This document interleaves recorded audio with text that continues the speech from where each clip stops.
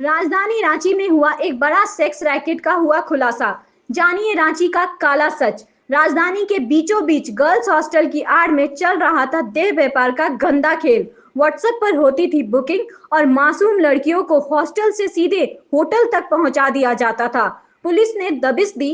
Hostel से 10 लड़कियां हिरासत में ली। सरगना फरार चल रहा है। लेकिन बड़ा सवाल है, जब पढ़ाई और सुरक्षा के नाम पर हॉस्टल में रखा गया था तो बेटियां आखिर इस अंधेरे धंधे में कैसे धकेली गई।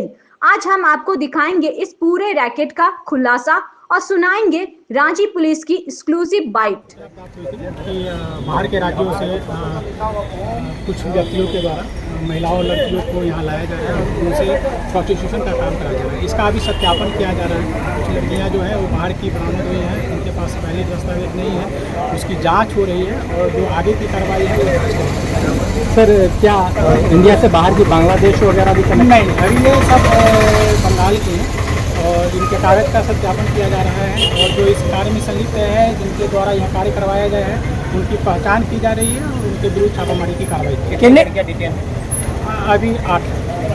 ठीक। तो आपने सुना, पुलिस का कहना साफ है, सरगना की पहचान हो चुकी है, गिरफ्तारियां होगी और हॉस्टल संचालक पर भी गाज गिरेगी। लेकिन असली सवाल अब भी वही है, क्या रांची में ऐसे और भी हॉस्टल इस अंधेरे में शामिल है? क्या होटल मालिकों की मिलीभगत के बिना ये खेल मुमकिन था? और सबसे बड़ा सवाल, इन मासूम लड़कियों का भविष्य अब किस दिशा में जाएगा?